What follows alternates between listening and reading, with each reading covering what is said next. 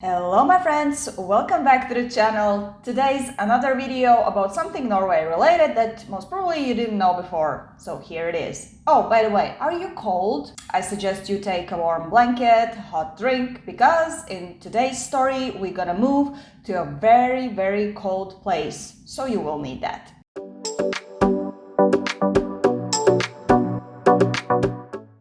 If you are new here, welcome. My name is Gita, Lighthouse. I have a YouTube channel where I try to cover different things that are Norway related and not so popular here on this platform, but still they are very interesting to know. So today's story is gonna bring us to a very secluded and deserted island. No, it's not deserted anymore, but we'll get to that. And this island belongs to Norway. Actually, there is quite an interesting and funny story how I learned about this island and how I decided to make a video about it. So as you all know, or if you don't know, you are now about to know that I work in Bryggen in one of the Bergen souvenir shops in the old city of Bryggen. So if you are there, pop in, say hi, buy something. Not an ad. So yeah, so there we have this book which is like a funny story about Norwegian stereotypes, and there I just randomly opened the page. So it said, the most remote island in the world is called Bouvet Island. It belongs to Norway. Long story short, what did Norwegian government do when they got the island? They built a hytte. So if you don't know, it's like a cabin that usually Norwegians have where they spend their holidays. So I wanted to dig into the story and learn more about what is this Bouvet Island. In order to understand the whole story and the whole picture about this island, we have to jump into our time machines. What a surprise, as always.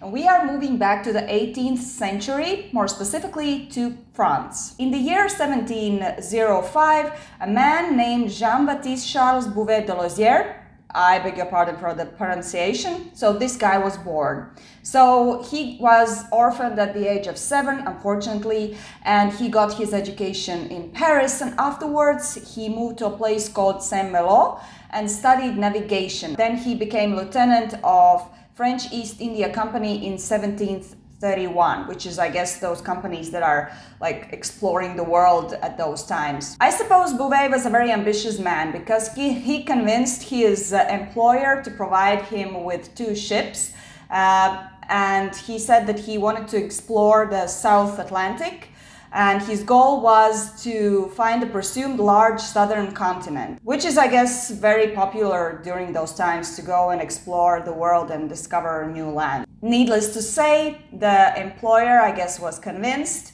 and he gave him 2 ships so that he can go on his adventure. The ships' names were Aigle.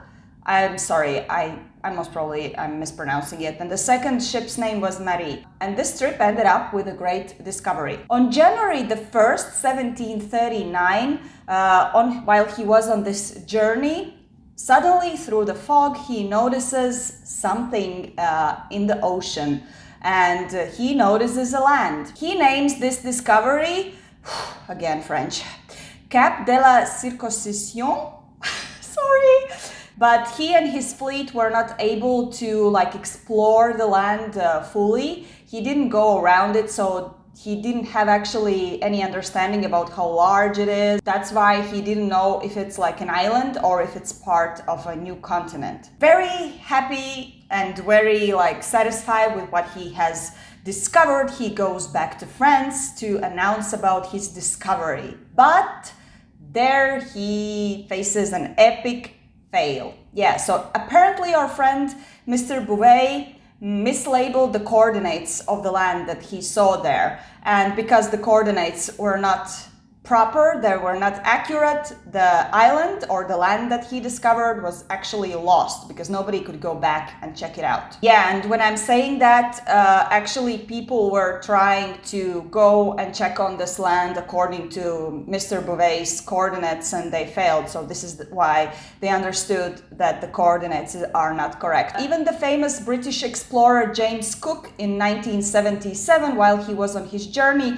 tried to find the same land that Mr. Bouvet discovered, but he also failed. For quite a while, the island was literally lost, and I assume many of the people were maybe even doubting Mr. Bouvet's discovery. That was until the year 1808, when a British man named James Lindsay, who was a captain of a snow whaler named Swan. So this Mr. Lindsay, James Lindsay, decided to give it a try and maybe find this island himself. Well, I'm saying island, they still didn't know that it's an island, but well, you understand me. And so Mr. Lindsay, equipped with his snow whaler called Swan and another ship called Otter, they went on this journey to find this land that Mr. Bouvet had found presumably before. And yes, he actually did it. He found the land and he made the correct coordinates, and he actually was able to kind of explore it a little bit around to understand that that's an island and not a part of a new continent. Whew, finally. Yeah, but as I said, they didn't actually land on this island. They just took the coordinates, understood that it's an island, and then they went back with the information. Allegedly, the first expedition that landed on the island afterwards was made by an American. His name was Benjamin Morel, and he did it when he was traveling with his seal hunting ship called Wasp. So, logically thinking, the first men who allegedly stepped on this island were Americans, so logically they have a chance now to claim the island for themselves. According to this American, Mr. Morel, he said that he found the island very easily without any difficulties, and he also landed there, and this will be gross, he managed to kill around 200 seals on this island. But why historians are a little bit confused and not really believing that he was the first one who stepped on this island is because in none of his reports where he was telling about his trip on this island and how he killed the seals, he didn't mention one very important fact, that the island was completely covered with ice and snow. In general, Americans being the first ones on this island is a very disputable question. Nevertheless, on 1825, a man named George Norris, yeah, I also thought about Chuck Norris. No, this is not the Texas Ranger thing. Forget about it. So, George Norris, different guy, different times. He was a master of the ship called Sprightly. I hope I pronounced it correctly. And he literally landed on the island. And this is a legit fact that is recorded, and you cannot argue with that. So, this Norris, he landed on the island. He called it Liverpool Island and claimed it to belong to the British Crown and King George IV. Of course, there are many other expeditions afterwards, but they weren't so successful as the ones that I previously mentioned, so I just mentioned the ones that you should know in regards to this story. And this is the moment when Norwegians come on stage. Please welcome, it's year 1927, and a man called Harald Horntvedt made a Norwegian expedition to the island, and that was the first extended stay on the island. These Norwegian guys did a lot of good work on the island. They did observations, surveying, and also I'm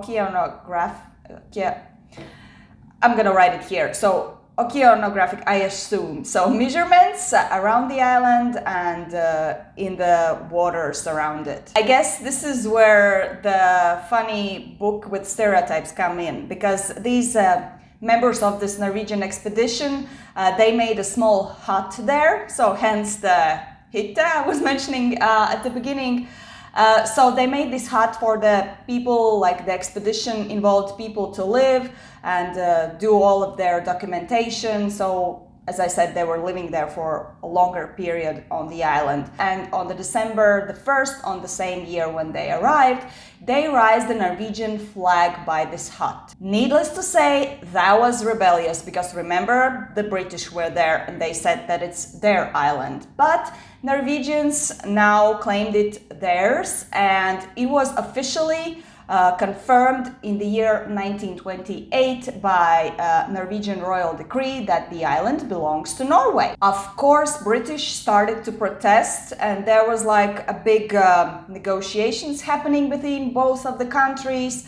And apparently, when the Norris went there and called the island the Liverpool Island, he also noticed another island, according to his reports. The thing is that he took the samples only from the island that he called Liverpool and didn't even land on the second island that he apparently also saw there. Also, it was obvious that the coordinates of Norris were not as precise as the ones that were provided by Norwegians. So the British couldn't really prove that Norris landed on the Liverpool Island and not on the other island, and that the samples are taken from the Liverpool Island. Although Norwegians are pretty sure that they were there, they had like precise data of the coordination of the island on the map. So in short, because Norris's information and coordinates weren't precise, he couldn't prove that he was on the same island. Therefore, all the proof was in favor of Norway. Therefore, the negotiations ended up with Norway winning, and on 1929, it was proclaimed that this island is part of Norway. In 1928, the Norwegian Parliament passes the Dependency Act, and they establish the Bouvet Island, which means that they decided to call it in the name of the first explorer who noticed the land, Mr. Bouvet, that we were talking at the beginning, the French guy. Also important fact that since 1930, the eared seals who were living around and on the island were announced as protected. So in your face, Morris, who claimed that he happily killed around 200 seals on the island when he climbed on the island. And we don't even know if you were there, all right? Since 1970, there have been many expeditions to this island to improve the information about it, and they also made very accurate map of the island 247 years after the discovery of this land. In 1996, they attempted to create a research station on the Bouvet Island. However, in 2006, there was an earthquake on Bouvet Island with the magnitude of 6.2. It was in a very vulnerable place and didn't last very long. But in 2014, they built a new research center. It was built in Tromsø, and they sent it from Tromsø to the Bouvet Island. And if you're wondering if somebody lives there, the answer is yes. This research station can house 6 researchers, and basically they are going there to work in shifts in this research station, and their shift lasts from 2 to 4 months, and then they go back and other people go there and stay there from 2 to 4 months. Because obviously you cannot live there permanently, it's all ice and snow, and it can be also very depressing not to change the environment. So yeah, and those are basically the only people living on the island. And now let's have a nice sum up and finish about the information regarding Bouvet Island, or as Norwegians call it, Bouvet Øya. I hope it's correct. Bouvet Island is a volcanic island, hence the story about the earthquake that I was mentioning before that happened there. The last eruption is believed to be taking place on the island around 2000 BCE, and scientists believe and assume that the volcano on the island is in a declining state. So this means that it's not so dangerous anymore. Most probably there will be no eruptions. But again, it's scientists assume. Bouvet Island is the most remote island in the world, and around 93% of it is covered by glaciers, which creates this kind of domed shape of the island. Landing on the island is very difficult. That's why there are no tourists going there, only researchers and professionals who really know how to do it. There is no real vegetation on the island apparently, because it's only snow and ice. You cannot see bushes and trees there, so yeah, makes sense. But animal-wise, it's a very important location since it's a breeding area for different seabirds. Also, you can see there different species of penguins, also seals are hanging out there, and you can now and then spot also dolphins and whales. And there is a whole mystery around this island that still has not been resolved. It was surprising when an abandoned lifeboat was found there in April 1964. This discovery led to examination of the island, but no trace of human life was ever found on it. Interestingly, however, the placement of the boat suggested that the people who were once on the boat could have easily gotten onto Bouvet Island, making the lack of evidence even more bewildering and haunting. Additionally, there are no identifying marks of any kind on the boat. Instead, it seems like this is a modern Bouvet Island mystery fated to remain unsolved. So, in short, not really short, but I believe educating. This is the story of the Bouvet Island. So let me know if you knew the story, if you knew about the existence of this island. I'm just waiting for your comments down there. Let's talk. Maybe you can suggest me any other interesting topics that are not very popular relating to Norway. This is for you guys, the Norwegians who are watching and commenting my videos. So yeah, hope you have a lovely day. So take care of yourself, stay warm, stay happy. Yeah, sending you lots of love. See you next time.